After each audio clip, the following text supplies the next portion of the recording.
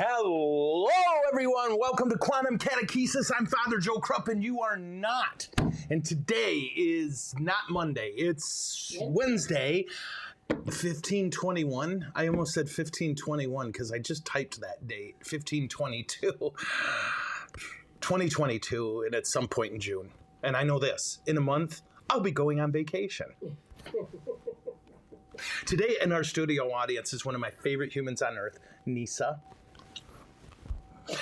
Nisa and her husband, Ron, who is going to be a deacon in our diocese, are great friends of mine from Hudson. Nisa helped take care of Mom when she was dying, and they both took care of me when I was living. Shortly before I became a vampire. But anyway, she's here in the studio audience today, and I'm fired up about that. And we had tacos. We had some of the leftover pork from the festival, and we made tacos. It was lovely, I swear. And so we've had a great morning, busy morning, but a happy morning. And today, we have a very interesting topic about which I don't know a ton, but I think I can help us with the basics, okay? But before we do that, I have some crazy news, and this is courtesy of Ed, right? You said Ed provided us with some stats? Oh, yes. Okay. So today, June 22nd. It's June 20. Oh, you were saying 22nd, not 2022. But is it 2022? It's all of that. Yep. Okay. So it's 6/22/2022. Yes, it is. Wow. All right. Or tutu, as we say when I was a professional ballerina. Although I'm a big fella, I had to wear a 3/3. No? Really? Yeah, it's the best I can do. I have a belly full of pork. So where did my goat go? Does anyone know? Because it would have been a good time. Is it on the floor? Nope, that's Disco Jesus. Yeah. Oh, never mind. Oh, that's right. I don't want to bother you. Oh, shoot. So why are we talking about my goat? Oh, because I said 3/3, because I'm a fat baller. So there we go. So here's what we found out. Today, and an event which will be heralded by the church for generations to come, is the first anniversary of Joe and Black being a podcast, right? We were, what do you call it, before that? Thanks, everybody. Oh, sit down. A year ago today, we released our first podcast. We'd been broadcasting on YouTube and Facebook. That's how you say it in Hebrew. But we released a podcast, and we have had over 70,000 downloads since then. We had 11,000 downloads just in the last 30 days. So thank you. That's making me millions, and I'm going to retire. No, we don't make any money. Do we? Do we make any money? No. Well, that's what people always about the beer. They're like, wow, I bet you're doing great with the beer. I'm like, I don't make a cent, and I'm bitter. But anyway, that's a lot. And thank you. Thank you for sharing the word with people and spreading it around. I like to think of my show like a virus. I don't want to kill the host. I just want to make you a little sick. But seriously, thank you for all your support and for sharing word about this and getting word out. And please continue to do so. My goal, I just thought of this. Wouldn't it be funny if we got a sponsor, but it was like Heinz ketchup? And I don't know why, but that stuck in my head. It would be like, I could find a way to... I think it would be awesome. Like Heinz ketchup. Yeah. Right, because who's their competition? Well, that's the thing. French fries every day, so advertising. I do love French fries. I don't think anybody could make something political out of ketchup. So. Oh, they'd find a way. Yeah. Do you remember when I put the post up about the gal watering her flowers in the rain? Did you see that? It turned into people debating mental health and whether I was making fun of a mental health problem. I'm like, we are all nuts. Yeah, so who knows? I would, although, anyway, for some reason the other day, all of a sudden I started giggling with the thought of, brought to you by Heinz ketchup. Like, what do you, because I won't put ketchup on hot dogs because I'm a civilized human being. Well, I'm a human being. Well, I'm a being. So there we are. Again, all of my thanks, guys. I can't believe you enjoy this. I love doing it, and I'm happy that you find it helpful. Or that you are listening out of charity. I'm also happy for that. It's the screaming good. So today what we're going to talk about is we have two martyrs today, right? Carrie and Chuck. No, they're martyrs every day. They work with me. No, today we're going to talk about St. John Fisher and St. Thomas More, two saints from the 16th century during the English Reformation, or as we call it, the collapse of the Catholic Church in England. And we're going to take a look at that. I do want to give you a little heads up. First of all, a lot of my information on the saints came from Saints and Angels and the Catholic Encyclopedia. My timeline for Henry VIII came from a couple sources. One of them, of all things, was Wikipedia. Had a great article on this. So it's not a time in history of which I am incredibly familiar. European history doesn't really, I don't know, it's not my bag. But be this as it may, I think what'll help is I'm going to give you a historical overview of what was going on during this time, and then we'll look particularly at St. Thomas More. So isn't there a movie? I remember seeing a movie when I was a kid. It's old and it's very good about Sir Thomas More. And it was called Johnson Smith the second, third. And the hero dies at the end, so they didn't make a sequel. A man for all seasons. A man for all seasons. My kung fu is strong. Thank you, Carrie. Carrie is not my lovely research assistant. Chuck's supposed to be. Carrie's just better at it. Is that out loud? Orson Welles and Robert Shaw. Yeah. Nice. Oh, it's a fine. Have you seen it? No. Oh, I highly recommend it. Many years before I was born. Oh, me too. But I'm telling you, sis. Wait. Charles. I'm older than you. You are. I will never get that in my head just because you like adult. And I don't adult. What's that? So I highly recommend you all see the movie A Man for All Seasons. It was made in 1364. 1966. And 1988. And 1980. What? 1988. What about 88? They did a reboot. Oh, it probably sucked. Charlton Heston. Charlton Heston. The last word St. Thomas More said in Charlton Heston's one is "from my cold, dead hands." Do you remember that? Okay, so, damn dirty ape. He'll say something about it. Wouldn't that be funny if seriously they're about to execute St. Thomas More and Charlton Heston playing him says, damn dirty apes. It's like, no, wrong movie, Chuck. Okay, guys, I'm out of control today. This is me overcompensating for fatigue. That's what this says. Yeah. Rough night at the rectory last night. Dad was drinking again. No, it was just hot. Hot. And I'm fat. Having a little air conditioning issue. Yeah, we don't have air conditioning. We may have to take up an extra collection. Yeah, in fact, let's just take up an extra collection. And if it's whatever goes over the cost of fixing the air conditioning, I keep for stuff. You go. For future air conditioning issues. But so we're working on, we hope to get the air conditioner fixed today, or not really an air conditioner. What do you call it? A compressor. So anyway, I should probably start. I am out of control today. Now, for all this to make sense, we got to start with King Henry VIII. And a couple key things about him. First, he's dead. I didn't even know he was sick. But King Henry VIII was crowned king on June 24th. Isn't it what is this date? 22nd. We are close. In 1509. Okay, so in 1509, Henry VIII is crowned king of Rome, king of England. And Henry wants right away what every king at this age wants, namely a boy, right? Sorry, ladies, you don't count. I'm just kidding. No, he wanted a son. He wanted a male heir. Now, I read a couple different things that said this can be a bit overplayed, that the central issue was Henry was not great at fidelity. Okay, but be this as it may, on the 18th of February, 1516, Catherine of Aragon, his bride, gave birth to Mary, who later became queen. But it's a chick. This isn't a boy. He wants a boy. In 1521, Luther had been going over there in Germany, right? In fact, I think he was excommunicated in 1521. And so for the first time, the church really had to deal with a kind of internal ideological revolt on a mass scale that suddenly there was a break on serious theological issues. And this hadn't happened in hundreds of years. This was not a political fight. This was a religious fight.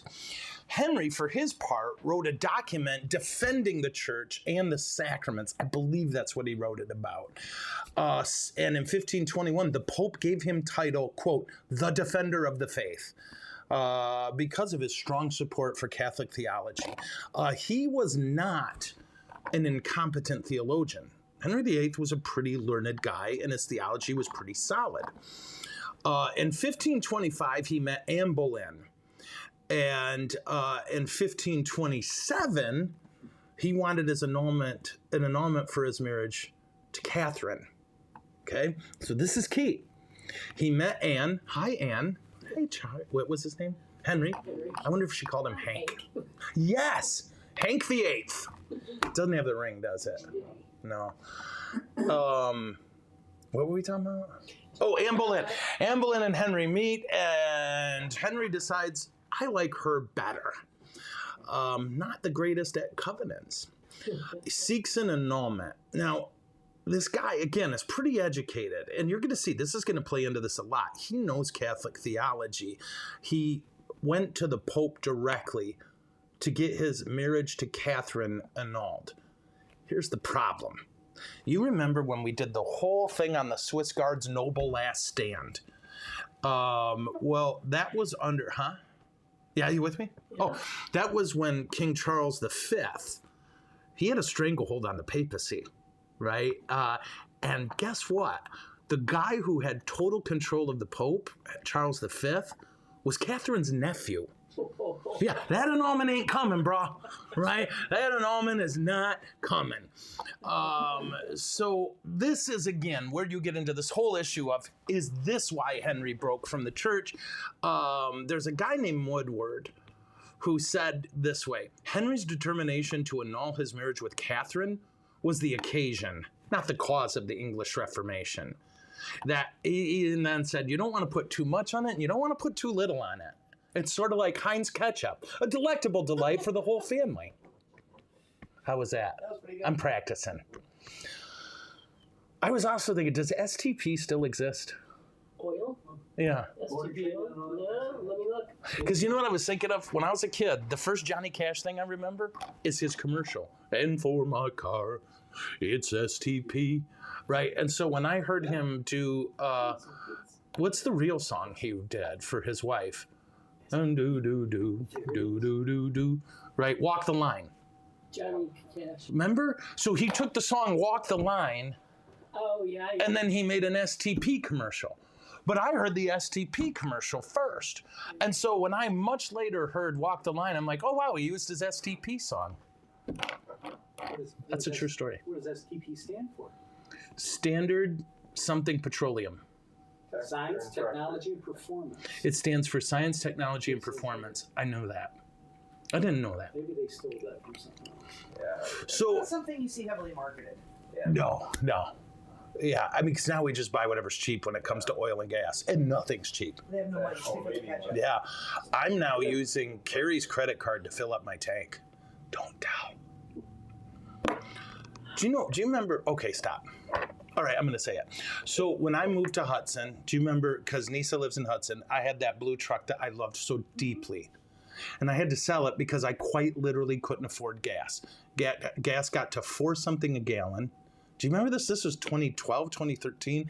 And I sold that girl. And I loved her.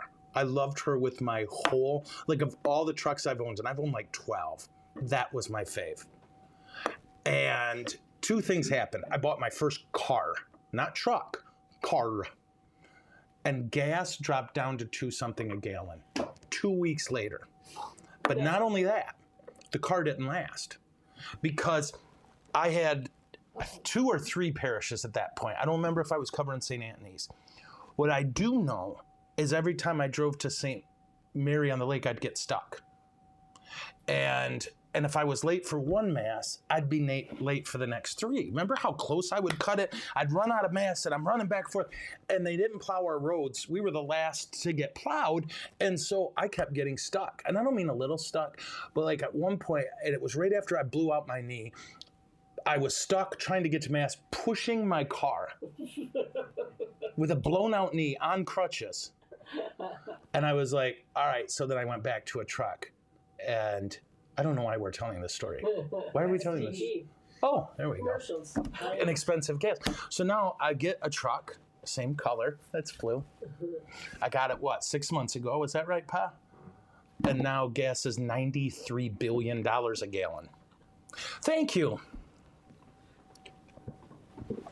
So anyway, Hey, scientifically treated petroleum. Scientifically, I got the petroleum right. You got it, brother. So anyway, sorry guys, let's focus, Would you guys quit screwing on? I'm trying to pray. Henry VIII, in the end, wanted his marriage to Catherine annulled. It's not going to happen because the woman he wants his marriage annulled, her uncle is in stranglehold control of the papacy. He's basically wiped out the Swiss Guard, and he's got the Pope on little puppet strings. So Henry VIII, in the end, leaves the church. One guy, a historian named Pollard, he put it this way, quote, even if Henry had not needed an annulment, he might have come to reject papal control over the government of England purely for political reasons. So this goes back to what got Charles to invade the Vatican, okay? Namely, the Pope had tremendous power in the eyes of the people. And you might think, well, if you're a king, what do you care? You're in charge. Well, kings had an interesting problem. They had a blessing. They had total, absolute dictatorial control. But they also had a problem. People became comfortable at this point killing kings if they were terribly unjust. It wasn't common, but it wasn't unheard of. And if you got them that mad, they didn't chop your head off. They tore you to pieces. Okay, so kings had a vested interest in keeping their people moderately happy. I don't mean American happy, cell phones for everyone. I mean more like you can eat and we won't take your kids. So it was this kind of uneasy peace, but it also meant if the Pope said, well, and he did it, if you guys don't stop doing this to the king, then no one in your country can receive communion. That meant something to Catholics. So what this guy's pointing out is this fight was coming. And it was going to come everywhere not named Germany, right? The Germans are just going to follow the Pope until a guy named Luther. Oops. Let me just say this about that. Oops. And you had another issue. Now, for my Protestant brothers and sisters, I'm going to ask you to hear me out because it might sound really awful what I'm going to say at first. The Bible at this point, people were not encouraged to read it. People were encouraged to hear it read and explained by people who studied it. Why? Because of what happens today, right? People read the Bible with no understanding of Greek, no understanding of Roman, Hebrew, or Greek culture, and they read them as a 21st century American would, and that's where you get in trouble. Okay. The church understood this problem. So I had a buddy who, would always say, the church forbade people from reading the Bible. That's not technically true. The church encouraged people, do not read the Bible unless there's someone there to explain it. Well, this was the point where the Bible is starting to be produced. Luther translated it from Latin to German. And now people are starting to read the Bible. And what happens? Well, 68,000 denominations sprung forth.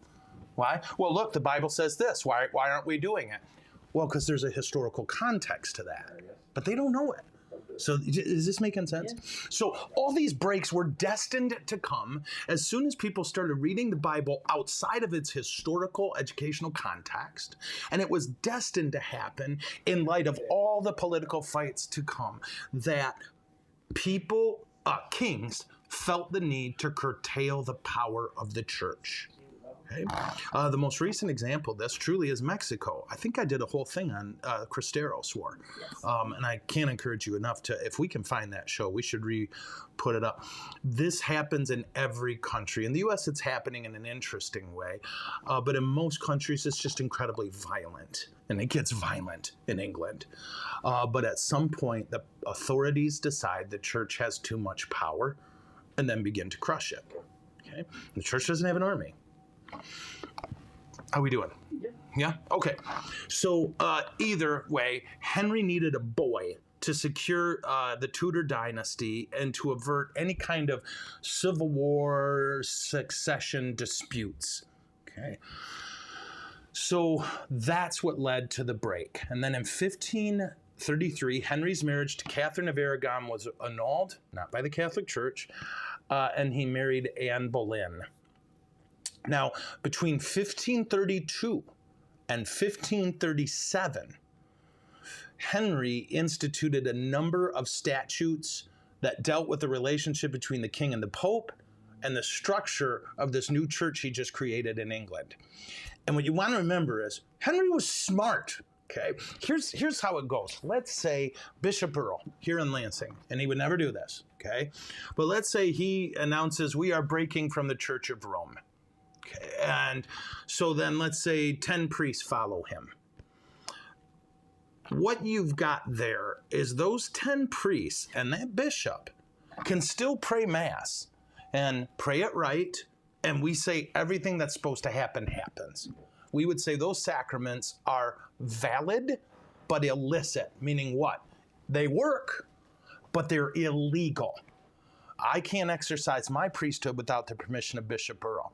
Bishop Earl should not exercise his episcopacy without the authority of the Pope. How we doing? Yeah. Okay, so the sacraments would work, but they would be illegal. Why? Because we're no longer under proper authority. Here's where Bishop Earl's church would die, when the last priest did. Why? Well, because he can't make any more priests. Hey, you with me? Yeah. Henry got it. And what did he know? Well, you need 3 bishops to make a bishop. So Henry made a bunch of bishops, right? He had bishops make bishops. Because as long as you have that, you have what we call legitimate apostolic succession. So you have this idea of Henry we need priests. How do you get priests? Bishops. How do you get bishops? You need 3 bishops to make 1 bishop. I need at least 3 bishops. And then they'll make a crap ton of bishops. And then the sacraments are valid. Henry cared about this. He wanted the Eucharist. Okay, isn't this fascinating? Is this all making sense? Okay. But he also, beyond that, he had some political moves to do because he needed to get Rome out of the English psyche. Again, forgive me for any errors in phraseology I'm using. This just isn't a time of history I know a ton about. So what were some of the things he did? This Statute of Restraint of Appeals. Okay, this extended the charge against all who introduced papal bulls into England. So if you took a letter from the Pope or a writing from the Pope and said to the people of England, Pope says Henry VIII's full of crap, or the Pope says Henry VIII can't do this, you are, if you are found guilty of that, you're executed. Okay. On September 7th, 1533, Anne Boleyn did give birth to a girl, right? Because God's kind of funny that way. Elizabeth, who later became queen, and is still queen, at 500 years old. No, that's not true. Then came the Act of Succession in 1533. Quote, all adults in the kingdom, I'm not quoting Henry VIII, all adults in the kingdom are required to acknowledge all the Act's provisions, namely declaring marriage to Anne legitimate and his marriage to Catherine illegitimate. So everybody in England's got to say, yes, Henry VIII, you should have got that annulment. We're glad you did. This is a great marriage to your side chick. Those who refused were subject to imprisonment for life. Any publisher or printer of any literature alleging the marriage of Anne was invalid were subject to the death penalty. Okay? So although Henry's not serious about his marriages, you have to be. Yeah. Then came the supplication against the ordinaries and the submission of the clergy. What is that? Well, think of it this way. When they say the ordinaries, that's the word for bishops. Okay, that's what they called the bishops, the ordinaries. And the submission of the clergy. Basically what this is the bishops and priests all had to sign a letter and take an oath before God, recognizing the supremacy of the Church of England. Okay, the King of England has supremacy over the church, not the Pope. We doing good so far? All right. And then the Ecclesial Appointments Act of 1534 required the clergy to elect bishops nominated by the king. So the king picks, do you want Nisa, Dad, or Chuck as bishop? And then you can pick which one's going to be bishop, not the Pope. It's not how it works, right? In the church, the Pope picks. My mitt is stuck to my tooth. Would you guys like to hear about it? We just did. Okay. The Act of Supremacy in 1534 declared that the king was, quote, the only supreme head on earth of the Church of England. And then also in 1534, the Treason Act, which you know just sounds wonderful already, made it high treason punishable by death to refuse the oath of supremacy, acknowledging the king as head of the church. So Henry is defining his power and defining the penalties for messing with his power. My mitt is stuck to my tooth and I can't unstick it. Would you like to hear all about it? No? Finally, the Peters-Pence Act was passed, and it reiterated that England, quote, had no superior under God, but only the king. And that Henry's, quote, imperial crown had been diminished by, quote, the unreasonable and uncharitable usurpations and exactions of the Pope. So Henry's making his case by law to the people. The Pope is unreasonable, the Pope is uncharitable, and he's trying to take my power from me. So now I am head of the Church of England. We have legitimate apostolic succession. We have legitimate Eucharist. We got a new church.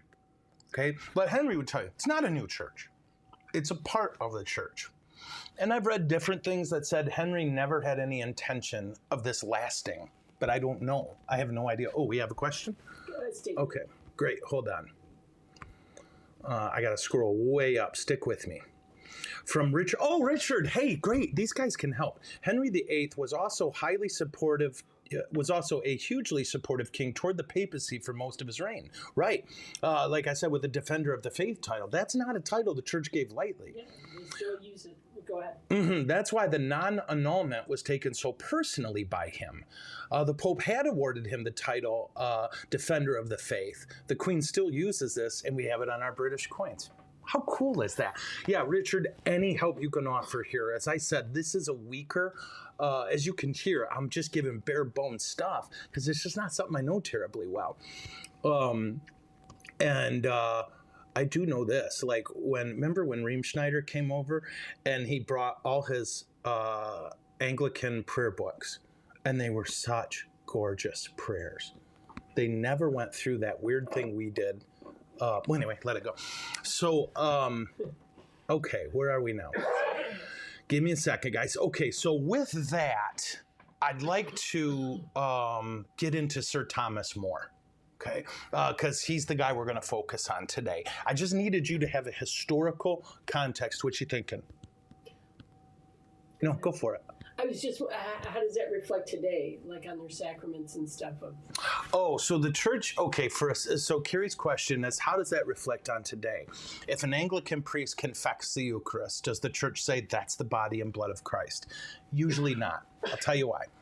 The church says, and has taught this since the 3rd century, for a sacrament to work, you need proper form and proper matter.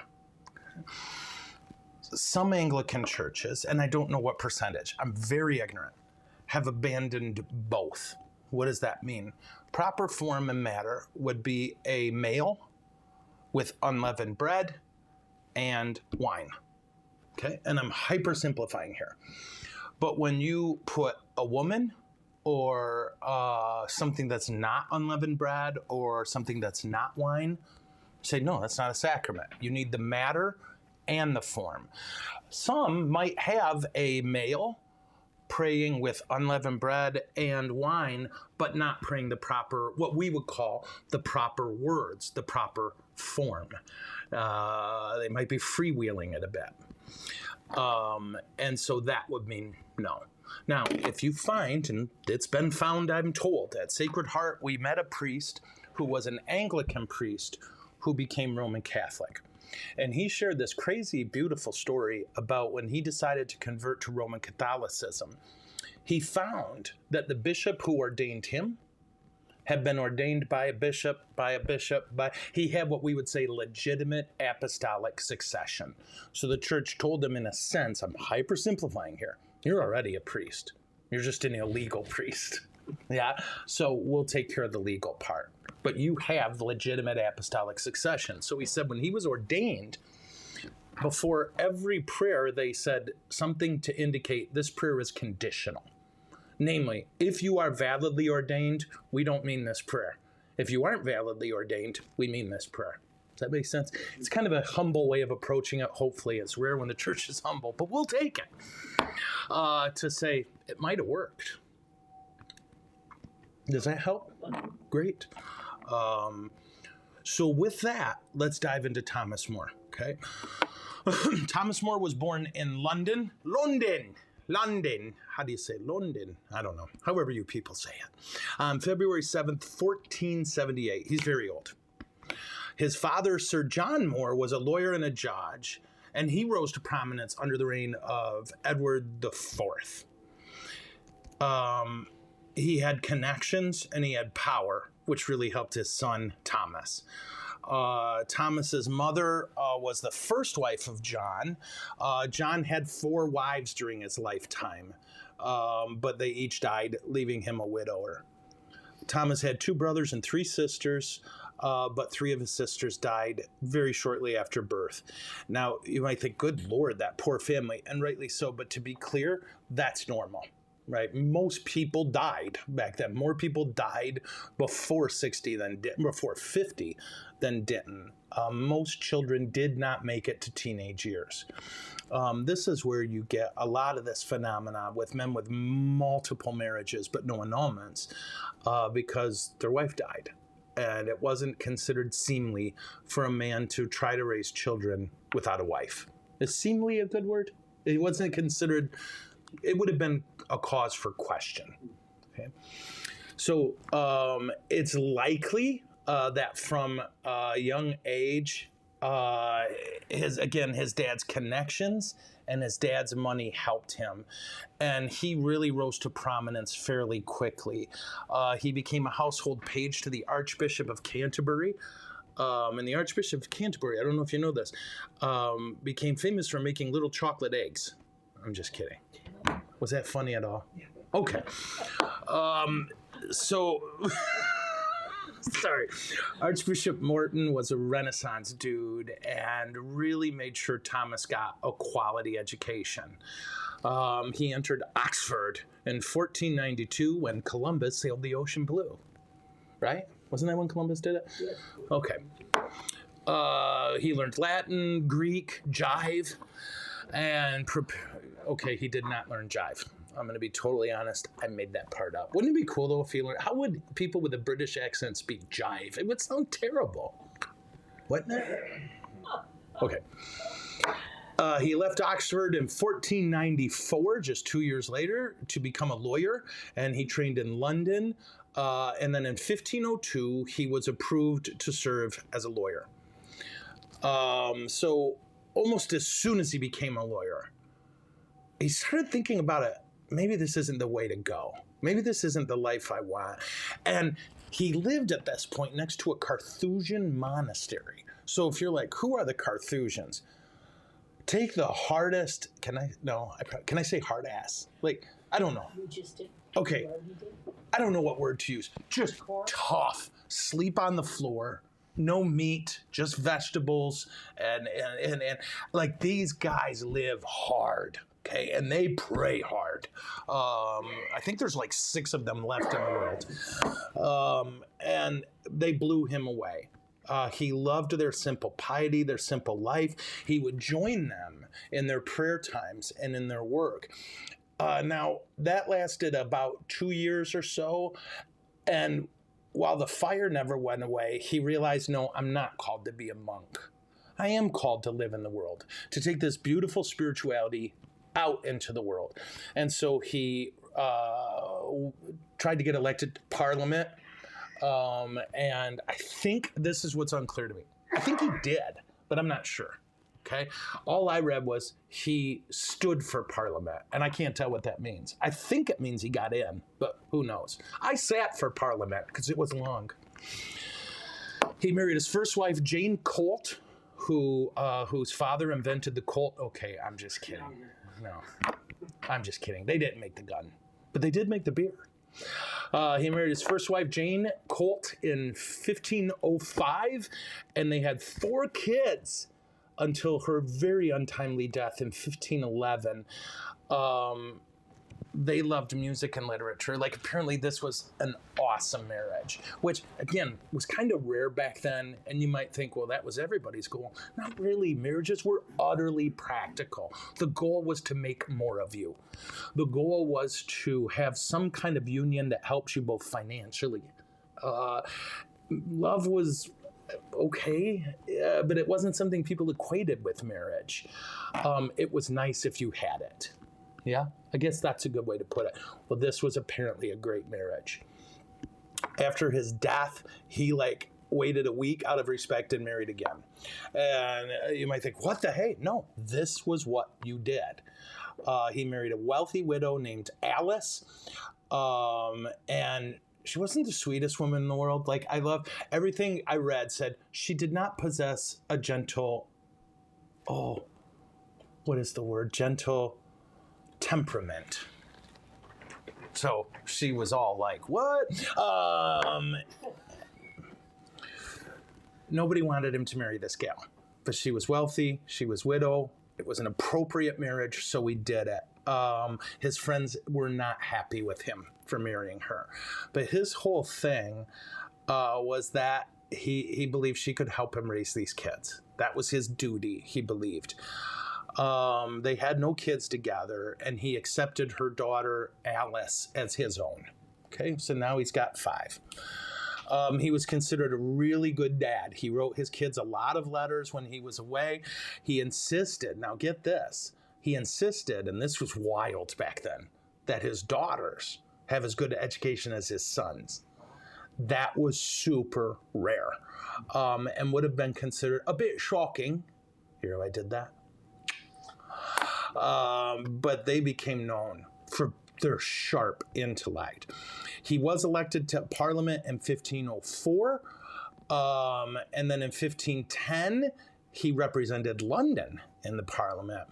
During his service, he got a reputation for being honest and a hard worker and good at what he did. He became a privy councillor in 1514, which I think is a guy who tells you when you should go to the bathroom.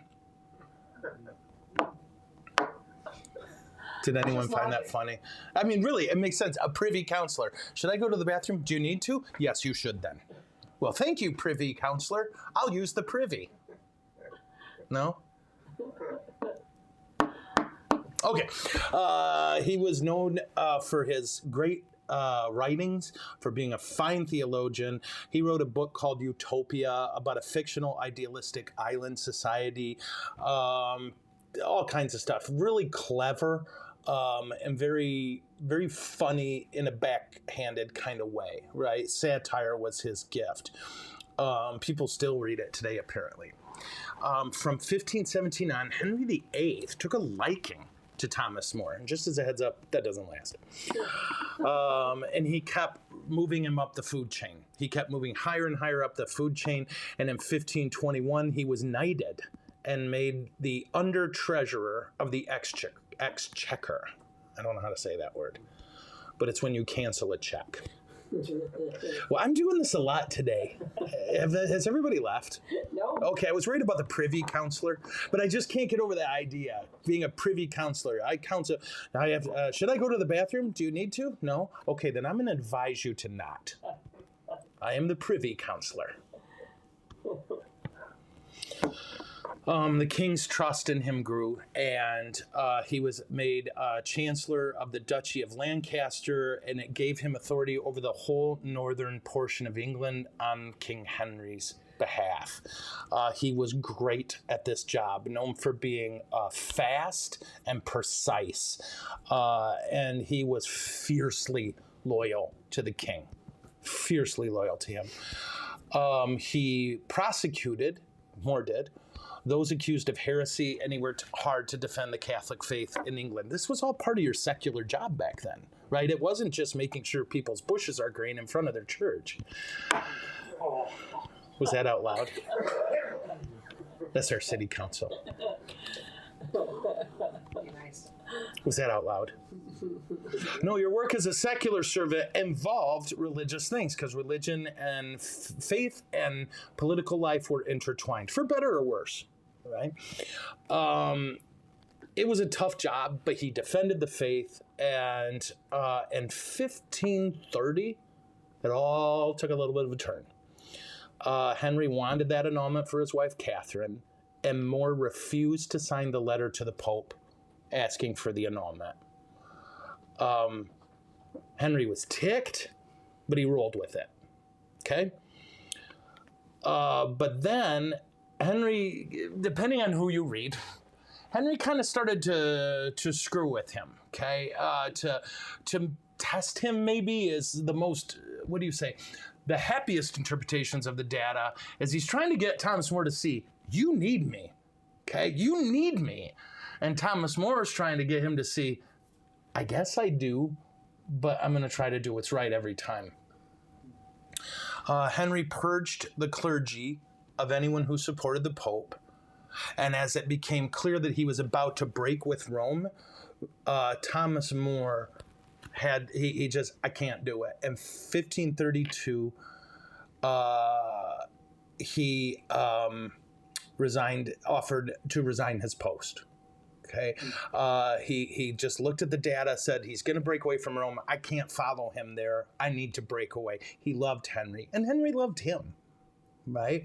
Now, Henry accepted it, although he took it as a sign that More was not loyal to him. Okay? In 1533, More refused to attend the coronation of Anne Boleyn, the newest queen. And instead, he wrote a nice letter congratulating. He sent a card and a gift certificate for Spiegels. The latter, More saw it as a good compromise. Henry did not, right? Henry took this personal. I am your king and I'm your friend. What the hey, right? Those were his exact words. What the hey? Okay, it's not really, those were not his exact words. The king viewed his absence as an insult to the queen and that it was undercutting his authority. So Henry had charges brought against More, but More's own integrity really was what protected him. In the first instance, he was accused of accepting bribes, but there was no evidence. And everybody who knew More was like, yeah, sure, we believe you. He was then accused of conspiracy against the king.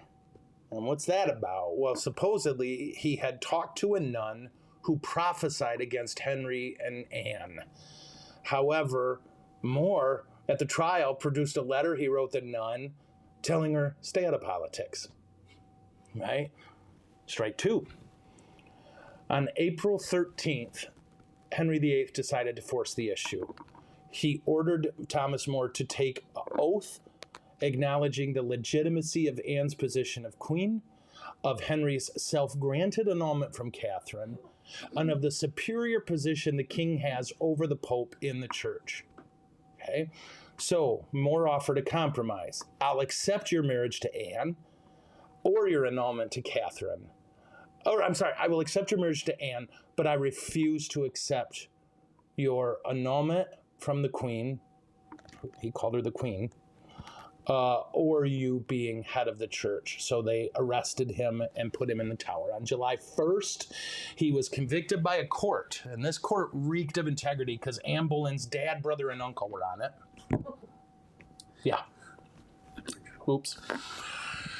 Moore had something in a very clever strategy. Remember, this guy's sharp, and he's a lawyer, okay? He was like, I can't break a law if I don't talk. So he simply refused to speak. That meant that he didn't have to say, no, I won't take the oath or blah, blah, blah. But he didn't have a defense against treachery, and several dubious witnesses, I love that, were able to contrive a story that he had spoken words against the king. Moore was convicted in 15 minutes. The court sentenced him to be hanged, drawn, and quartered. Okay, so what is that? You say, well, why do anything after hanged? Well, they didn't hang you till death, right? They would like hang you and they wouldn't drop you, right? That's how you die usually if you get hung, right? They put you on a high place, wrap a noose, and then swoop out the floor, your neck snaps, right? When they do this, they simply raise you on a rope and let you choke and choke and choke and then bring you back down till you can catch your breath and just keep doing it again till the crowd gets bored, right? This was entertainment. This was, and then drawn and quartered. Did you guys want to know about this? I don't know. Drawn is, you could do it with horses or trees. It depended. Usually horses were the way to go. You simply tie your four main limbs, 2 arms, 2 legs, each to a horse who then just pulls you till everything pops out of socket. And you just keep stretching them. And then, you relax them and then you do it again. And you just they would do this for hours. And then quartered is just what it sounds like. They cut you into 4 pieces and then would hang the pieces in prominent places around the empire. It was really a sweet, sweet, gentle, loving way to go. Much like just falling asleep.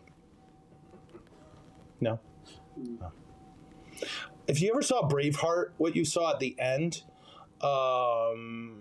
that's the idea, but it lasted hours and hours and hours. And they would also, if you weren't English, I think I'm saying this right, if you were a foreigner, they would add visceration. Do you know this one? Yeah. Oh, they would make a small incision in your belly and grab your intestine and just pull it out.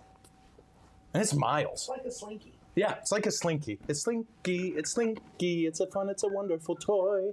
It's slinky, it's fun for a girl and a boy. I can't believe I remember that. Do you remember this?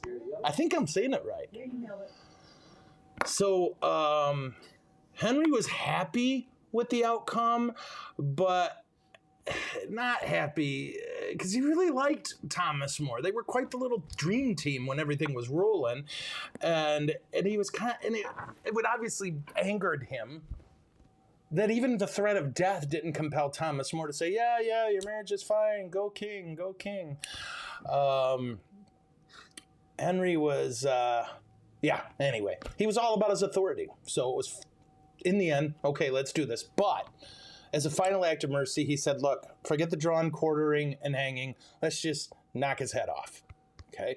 Which, again, I don't know if you guys find this interesting, but they always show in the movie, a guy with an axe and, no, it was a lot of chops.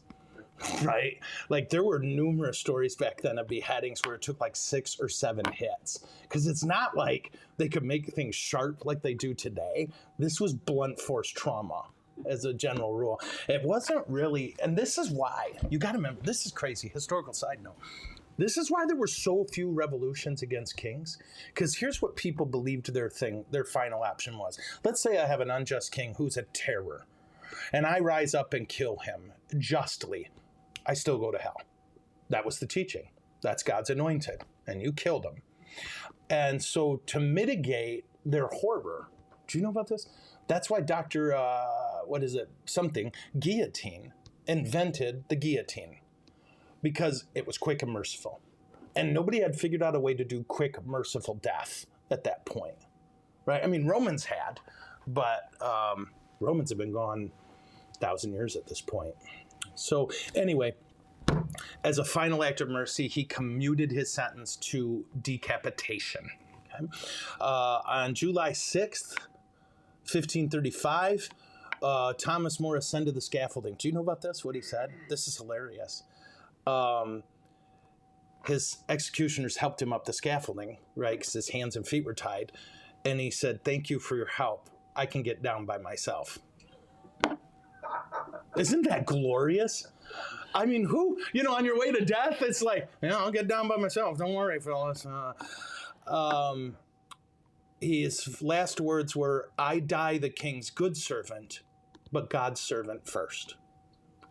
Following his death, they found that he wore a hair shirt, right? It's a form of penance. And his decapitated body was buried in the chapel of St. Peter in the Tower of London, at the Tower of London in an unmarked grave. His head was put on display in the city, but his daughter Margaret bribed someone to take it down. You gotta like that chick.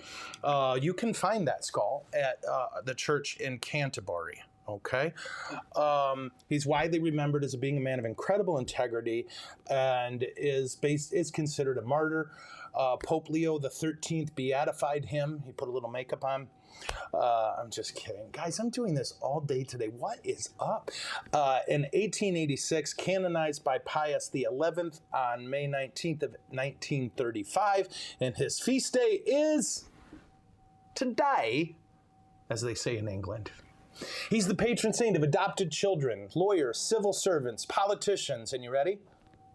Difficult marriages. It's kind of ironic, isn't it? And it's like, is it because of his difficult marriage to his second wife? Or is it because of Henry's? I don't know.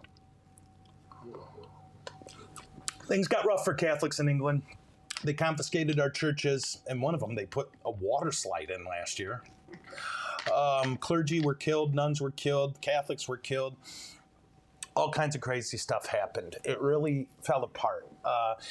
Henry was a charismatic, brilliant leader who just kind of ended up consumed by his own desires, in my opinion.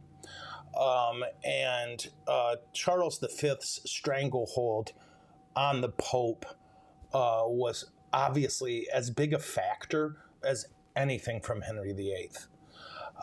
So it's a little more complicated. Like when I was a kid, I was taught, well, Henry VIII couldn't get an annulment, so he left the church.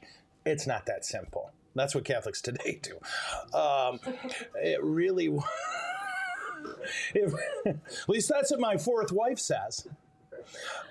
It really was a complicated political situation, easy to explain.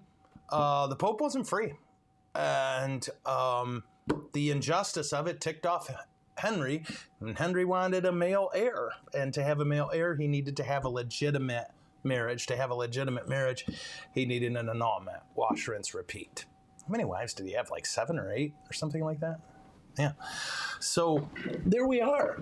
Thomas More and John Fisher. Why didn't I get into John Fisher? Just because honestly, I looked and I thought I got time for one of these guys. And I thought the most important thing I could do was give you a uber simplistic snapshot of what was going on in England. And keep in mind, the whole time this is going in England, Germany is breaking away from the church under Martin Luther, right? That this time, which is really fascinating if you think about it. So in 1521 is when Luther was excommunicated by the Pope, and Henry VIII defended the Pope against Luther.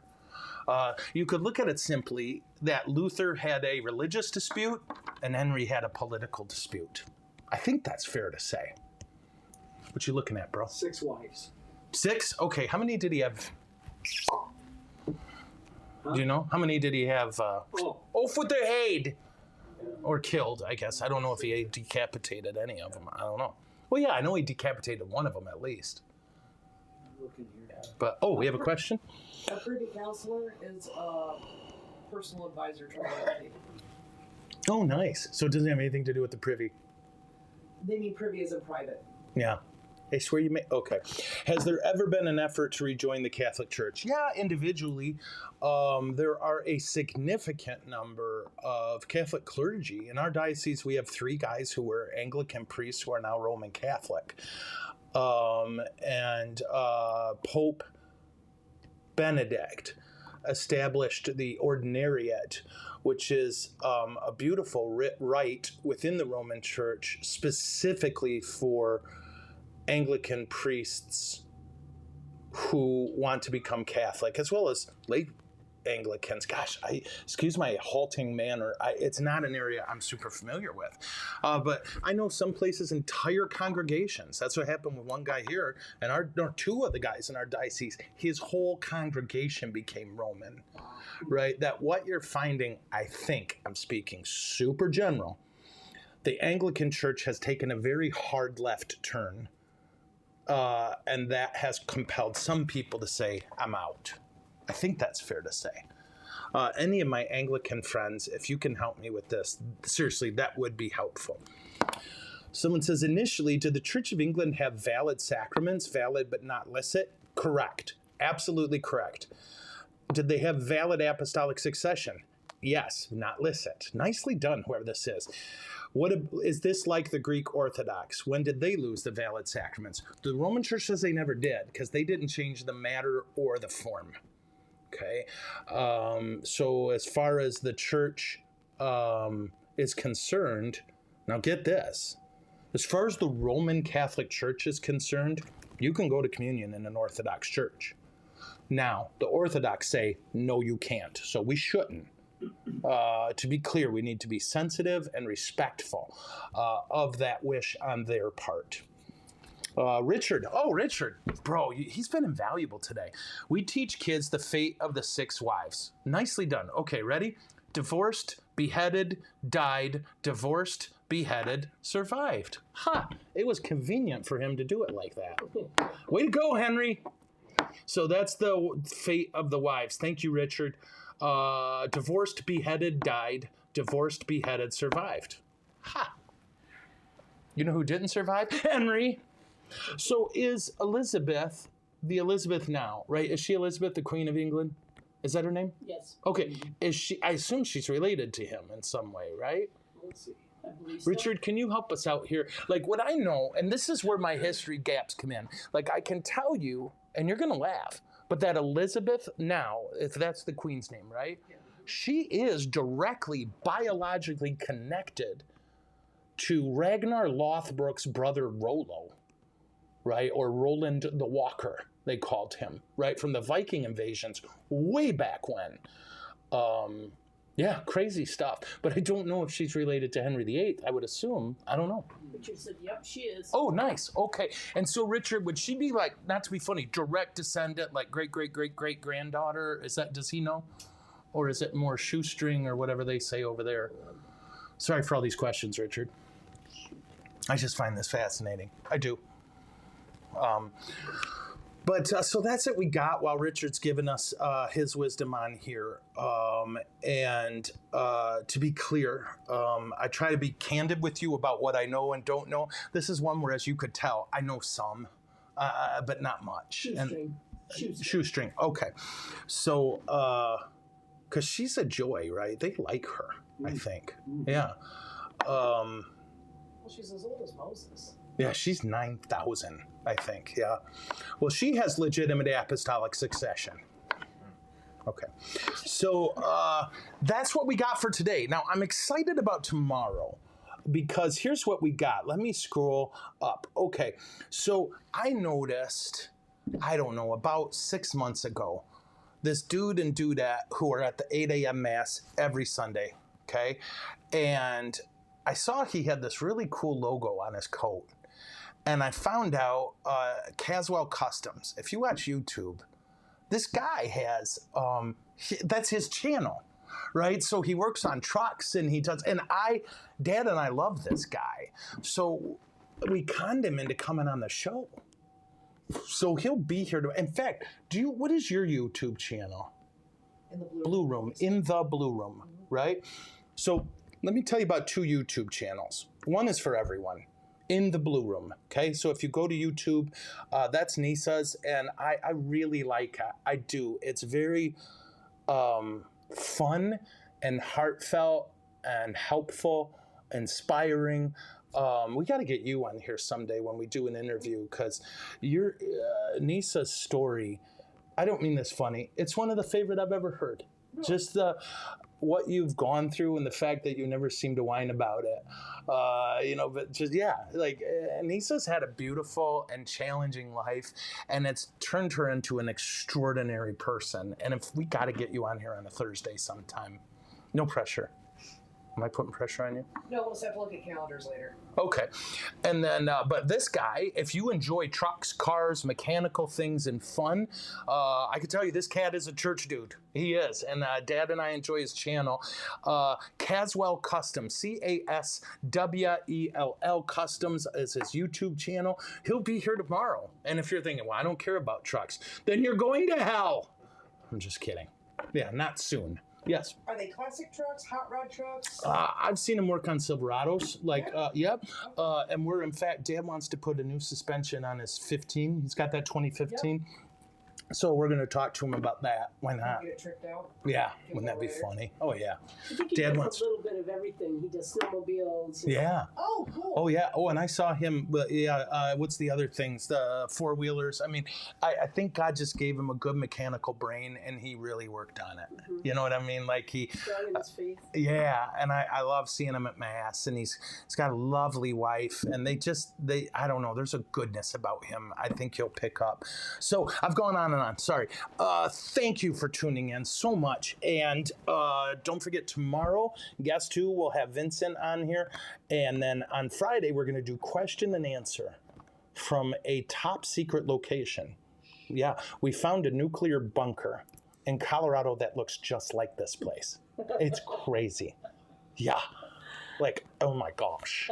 Okay, so salad pray, huh? Right? Have I forgot anything? Okay. In the name of the Father, and of the Son, and of the Holy Spirit. Amen. Jesus, thank you for Sir Thomas More. Thank you for the other guy. For Bob. John Fisher. I can't believe that. I have to start over. That's okay. Because I'm sure there's a St. Bob, but he's like, why are you talking to me? It's not my day. Yeah. I'm going to start over. All right. It's almost over. In the name of the Father, and of the Son, and of the Holy Spirit, amen. Jesus, thank you for St. John Fisher and St. Thomas More. Today, in a particular way, we thank you for Thomas More, for his integrity, his faithfulness, and the fact that he loved his friend to the point of death, just like you did for us. Even as we were killing you, you loved us. And even as Thomas was laying down his life, he loved his king. But he loved you more. And so that made his love all the better. And we ask, Lord, that become true of all of us in our relationships, that we love you first so that we can love each other best. We ask for your blessing on our Anglican brothers and sisters. And we ask, Lord, that you draw us all back together so that we can be one flock with one shepherd. But until that day, help us to love you and each other well.